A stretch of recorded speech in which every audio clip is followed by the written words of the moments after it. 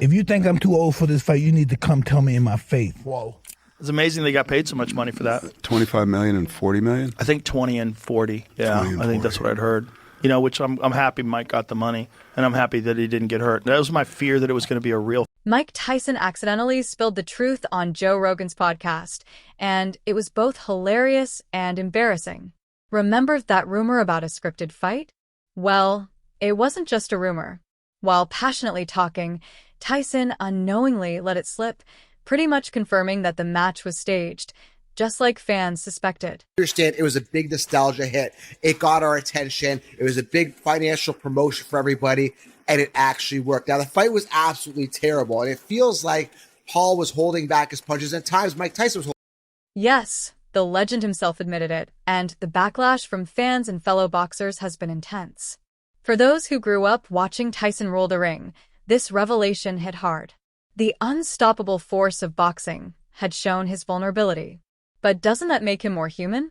Haven't we all faced moments where we struggled with time, doubt, and the pressure of a world waiting for us to stumble?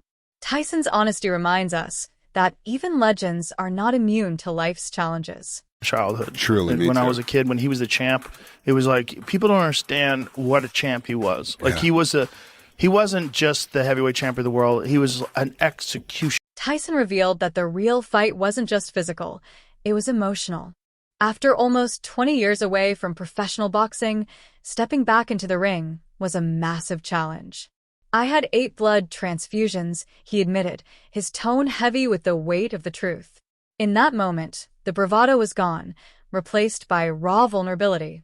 The once invincible Iron Mike let the world see the deep toll his journey had taken. Bro, your head is so big. It didn't hurt. Like, he didn't really land anything. No, because your head is, Like, I just even tell you, the you one can he just take landed- impact like crazy. Even the one he landed, I saw it coming and I went like this. When asked about Jake Paul's performance, Tyson gave unexpected praise. He recognized Paul's talent and dedication, saying the YouTuber-turned-boxer wasn't just a social media star chasing a quick payday. The kid can fight, Tyson admitted, though some thought they caught a hint of sarcasm in his tone.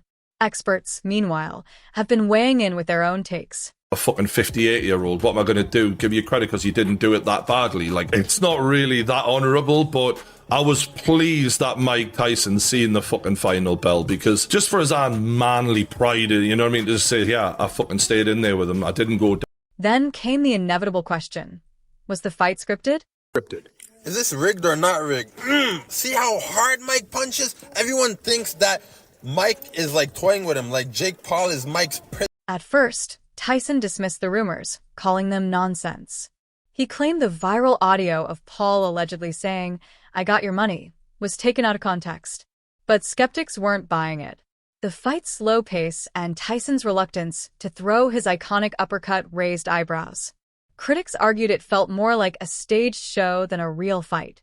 Even Tyson's biggest fans couldn't overlook the uncharacteristic flaws in his typically fierce style. To answer your question, 100% this was fixed. They sat it out and talked about it. It went to decision because that was a neutral way to end it, and it went the full 8 rounds to keep people entertained. They didn't want it to end quickly. 100% it was fixed. It was smart on them. A big money. Joe Rogan pressed Tyson, asking if he thought Jake Paul was the real deal or just a clever marketing genius. Watch the guy's face, and I watched that confidence bleed from his face instantaneously. Yeah.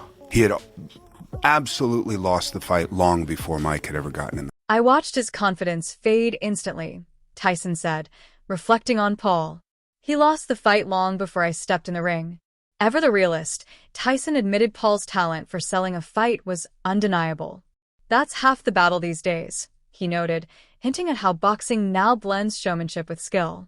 Yet, even as Tyson praised Paul's promotional savvy, there was a lingering sense of self-awareness about how the spectacle cast a shadow over his own legacy. And you're Super Bowl champion. You know what I'm saying? We've been covering sports. I've been covering sports for 30 years.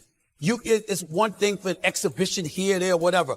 But you can't continue to be allowed to build a career without getting into the ring with fighters. If I remember correctly, correct me if I'm wrong, Shannon, I think the Mexican monster himself, David Benavidez, I might be wrong, but I think it was him.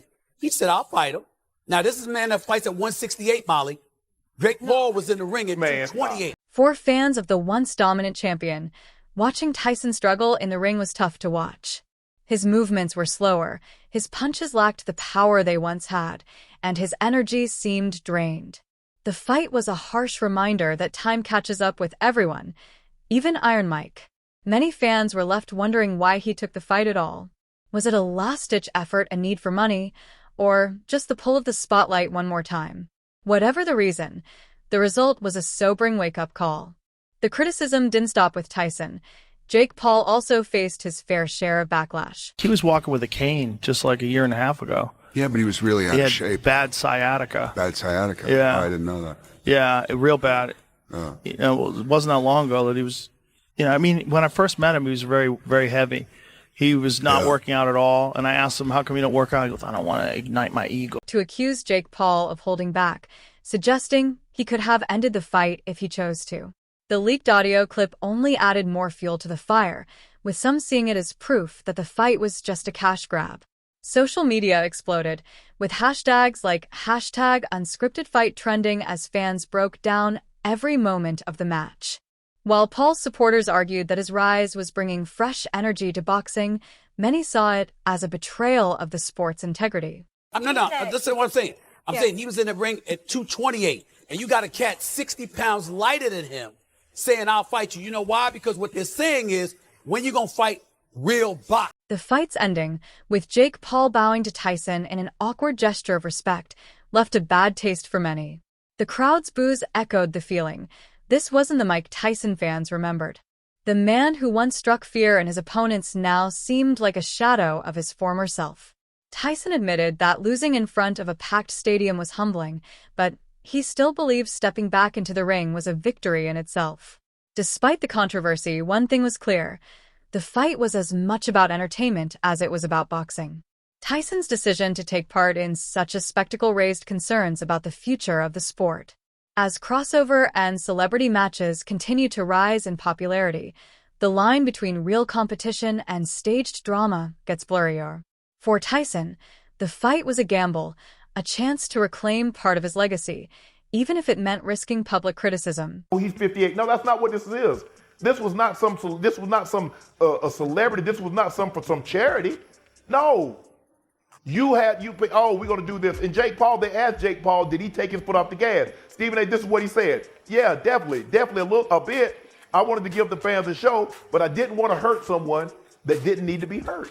Tyson opened up in a way no one could have expected, leaving Rogan both amused and a little confused as Tyson blended wisdom, self-reflection, and pure absurdity.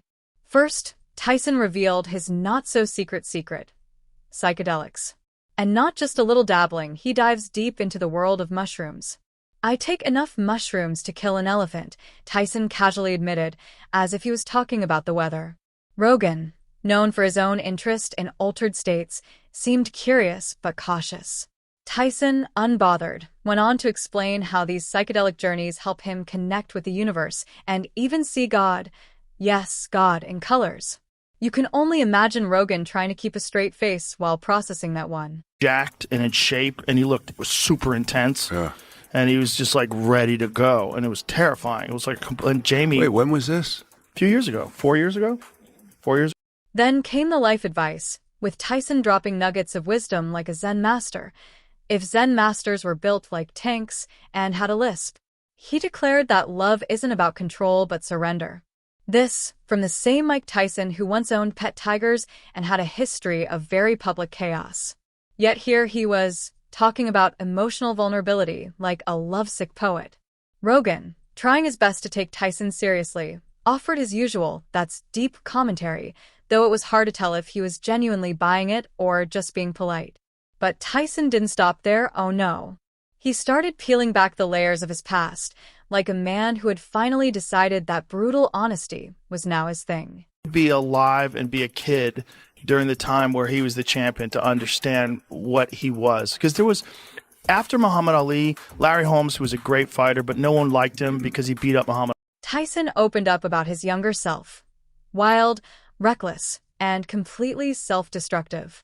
I was my own worst enemy, he admitted, though it wasn't exactly news to anyone who's followed his career. He painted a picture of his younger years, driven by money, fame, and a total lack of self-control. According to Tyson, all that chaos was just part of being young.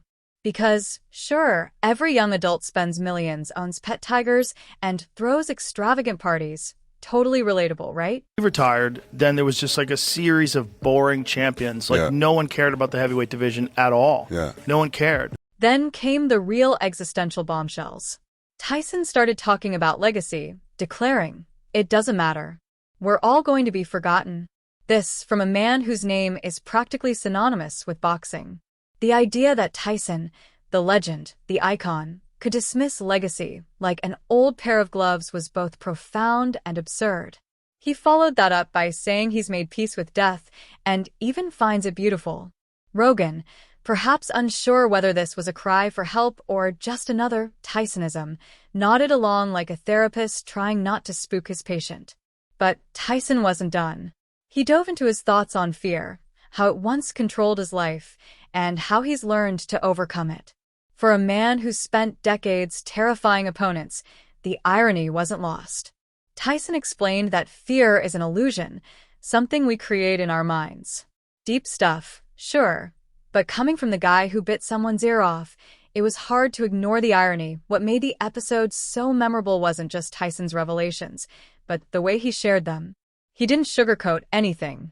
Whether talking about his psychedelic trips, his chaotic past, or his thoughts on mortality, Tyson spoke with a bluntness that was both refreshing and jarring. He owned his flaws, embraced his contradictions, and laid bare the journey that brought him to this strange, reflective phase in his life.